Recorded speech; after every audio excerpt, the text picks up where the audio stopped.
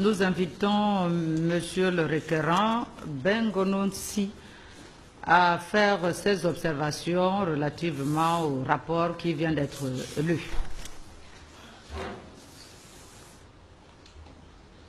Je rappelle que, conformément à la demande faite tout à l'heure, et demande qui a retenu toute notre attention, vous avez requérant comme défendeur au maximum 6 minutes pour faire vos observations par rapport au rapport qui vient d'être lu. Je vous passe la parole, Monsieur Bongono. Merci bien, Madame le Président. Je voudrais préciser à l'attention de Madame le Président et Mesdames et Messieurs les membres de la Cour constitutionnelle que le dossier qui est entre vos mains concerne l'État et concerne la République gabonaise. Ce n'est pas un dossier Bengono, comme certains peuvent le penser. La Constitution gabonaise dit que celui qui a acquis la nationalité gabonaise ne peut pas se présenter aux élections. Cet article veut également que si quelqu'un arrive à tromper la vigilance des organes chargés d'organiser les élections, et si on découvre après qu'il n'a pas l'origine gabonaise, qu'il a acquis la nationalité, son élection est immédiatement cassée. Je tenais à le préciser. Le deuxième point, je remarque dans le rapport, il y a certains points qui n'ont pas été soulignés. J'avais souligné dans mes documents, et je les ai joints d'ailleurs, que l'article, le journal La Une, a soulevé un point suffisamment important. Ce journal, vous avez ces éléments dans le dossier, signale que le dossier Ali Bongo à la Sénap avait des incohérences. Dans certains documents, sa date de naissance était le 9 juillet. Dans d'autres documents, sa date de naissance était le 10 juillet.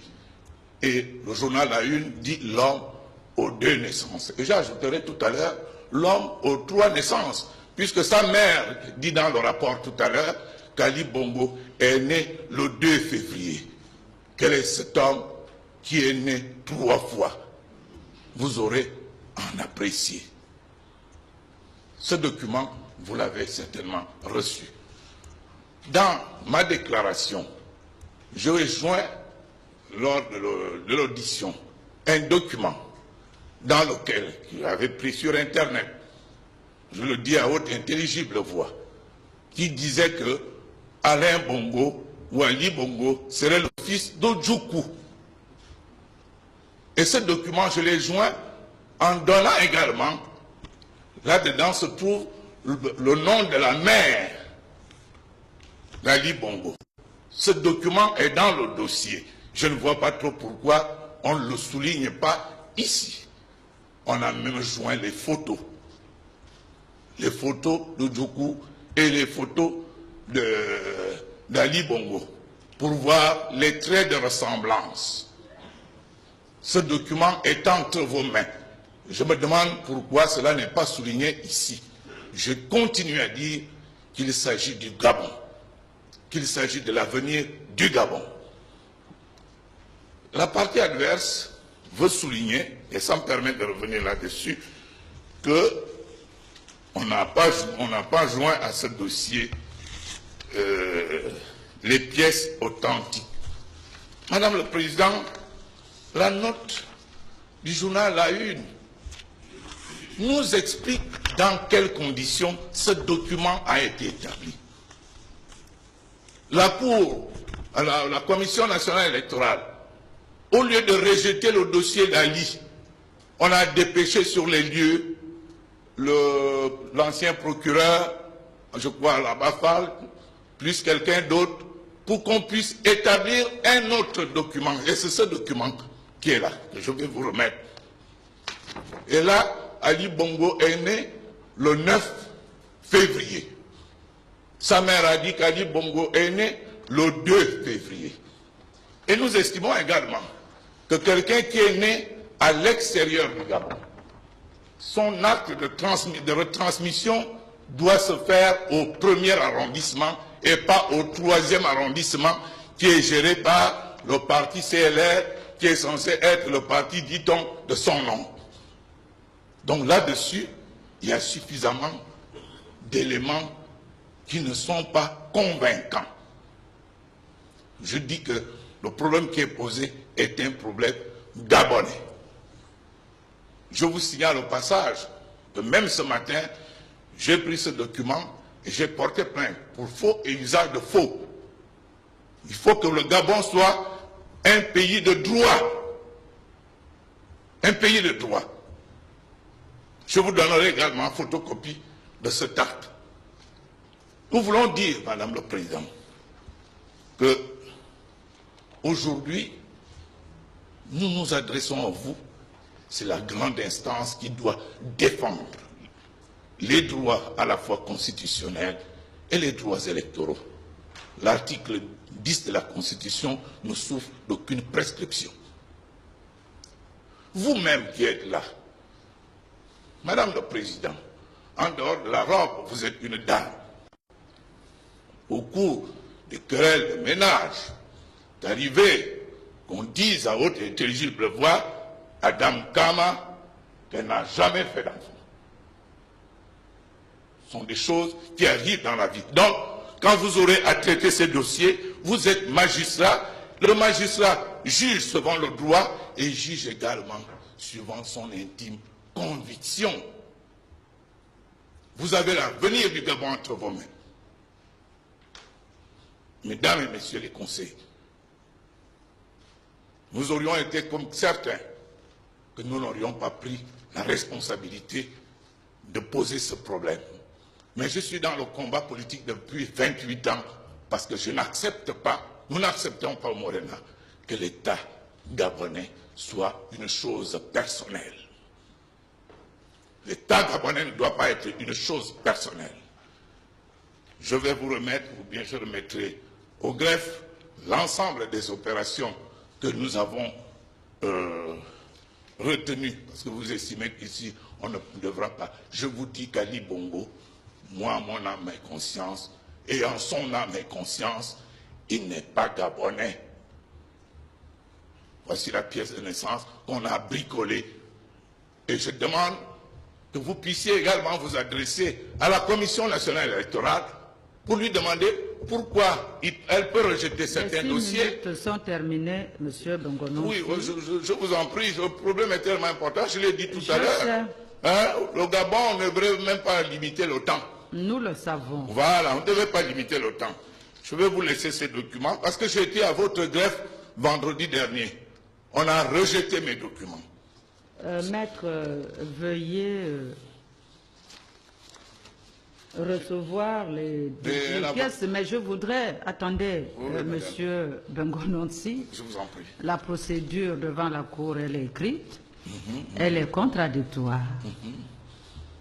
Alors, je ne sais pas si ces documents, vous en avez prévu aussi, vous allez les passer à la partie si elle veut, je suis prêt, je peux prêt à la oui, mais qui aura certainement à réagir. Mais bien sûr. Donc, vous aurez dû les déposer avec votre requête à l'audition lorsque vous avez été reçu.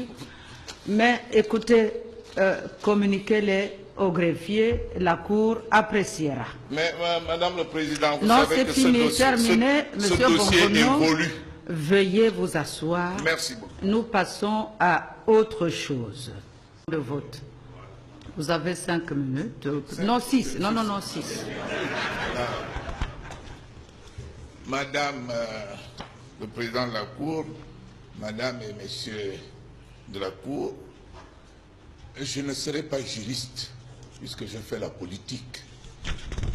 Je voudrais saisir l'occasion qui nous est donnée aujourd'hui pour vous dire assez simplement que nous ne sommes pas ici à une compétition d'intelligence et de finesse. Qui dira le meilleur mot, qui sera plus habile que l'autre? Le problème qui est posé devant vous aujourd'hui, est le suivant. Il y a eu une élection présidentielle le 30 août et l'ensemble de la classe politique trouve que cette élection ne s'est pas déroulée dans de bonnes conditions. Je peux rappeler ici que le groupe de l'opposition avait saisi le Conseil d'État pour annuler ou pour reporter cette élection. Le Conseil d'État n'a jamais répondu. Nous allons continuer à vous dire que nous ne sommes pas là pour nos beaux yeux ou pour le spectacle. C'est l'avenir d'un État qui va se décider entre vos bras, entre vos mains ce soir. Et vous aurez devant vous Dieu et le peuple gabonais. Je voudrais vous signaler, ce monsieur est dans la salle, avant les élections, au Laïco. Il trouve un couple, ce qu'on peut appeler un couple par hasard, qui disputait au Laïco. Et ce couple disait, et parmi le couple il y avait un pasteur, que finalement, Ali devra remporter l'élection à 41%. Avant l'élection. Pour la remporter, mais il pourra citer les noms au besoin. 41%. Et nous sommes aujourd'hui, il me semble que j'ai même perdu 48 voix là, d'après. Vous ne m'avez pas donné l'explication parce que j'avais 250 voix au premier résultat et aujourd'hui j'ai 241 voix ou 242. Et vous pensez qu'avec cette gymnastique, on peut estimer que cette élection se déroule dans de bonnes conditions? Madame le Président, je voudrais également le dire devant le secrétaire général du PDG qui est là, que certains PDGistes disent dans les quartiers que pour eux, à une élection, ils peuvent bourrer les urnes, ils peuvent falsifier. L'essentiel est qu'ils soient élus et il appartient à la partie adverse de démontrer le contraire. Et je crois que depuis que je viens ici, ce principe se justifie, se vérifie. Ils font ce qu'ils veulent et il appartient à nous qui ne connaissons pas le droit de démontrer le contraire. Et c'est très grave, parce que c'est la démocratie qui est tuée. Je voudrais continuer, madame, en vous disant que, avant que je ne vienne ici, j'ai cherché des avocats. Certains m'ont dit, Monsieur Bengono, vous n'aurez qu'à vous défendre tout seul, puisque tout est ficelé. Vous ne changerez plus rien. Ali sera déclaré élu.